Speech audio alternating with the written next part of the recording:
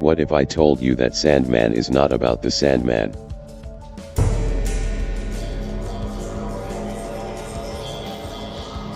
So dreamers, how are you? I hope well. I'm the Monio, your favorite interdimensional demon. Are you one of those people who listens all the time to others talking about Sandman and how amazing Sandman is, but have you never read Sandman?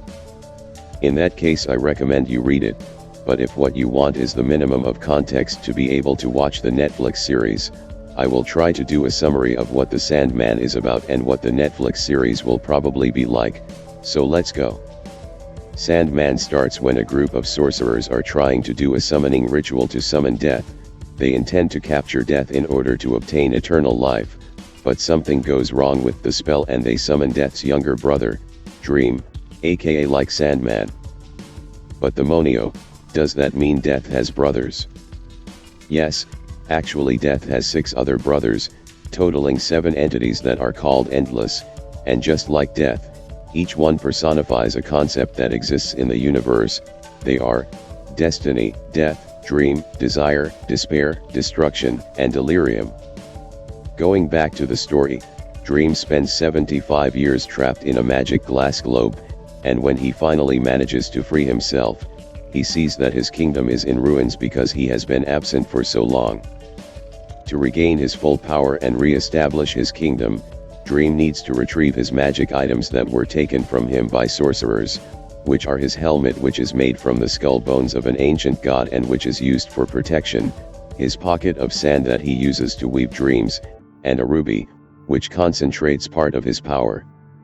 The Sandman then enlists the help of 3 witches to provide a clue as to the whereabouts of each item, and they reveal that the sand pouch is with a human and that he should speak to a mortal named John Constantine to retrieve it.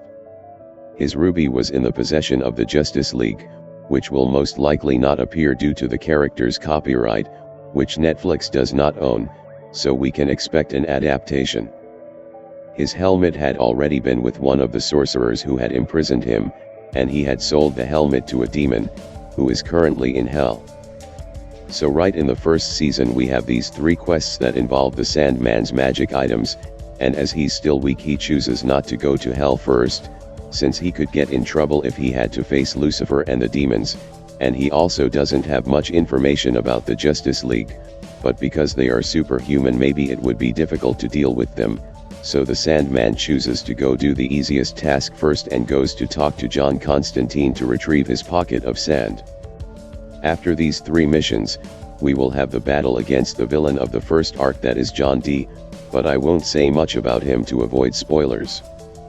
Unlike what many thought, the first season of the series will adapt only the first story arc, and yes, the first 2, in 11 episodes, which for some may seem like it will be little, but I believe that depending on the duration of the episodes it can work well, especially if they are episodes that are longer than an hour.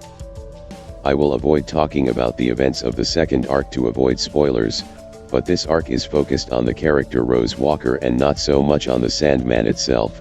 In fact, in some stories he almost doesn't appear, and although it seems strange, it's something that happens throughout of the entire work. The story is not about the Sandman itself but about some other character that is related to him. Other than that, we will have the introduction of 2 more endless in this second arc, which is Death and also Desire. They even appear in the trailer very quickly, as well as the villain of the second arc, who will be Corinthian. One thing that I found very interesting is that unlike the comics in which the Sandman is imprisoned for 75 years, in the series he will be imprisoned for 105 years, and these 30 more years will make him free precisely in the present day, since the series will not take place in the 80s. Another cool curiosity is that Mark Hamill is in the cast of the series, and he, yes, the same Mark Hamill from Star Wars and who voices the Joker in the animations.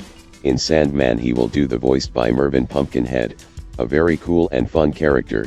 He is basically the janitor of the dream world, a mix of Jack the Skeleton and Janitor Willie from The Simpsons.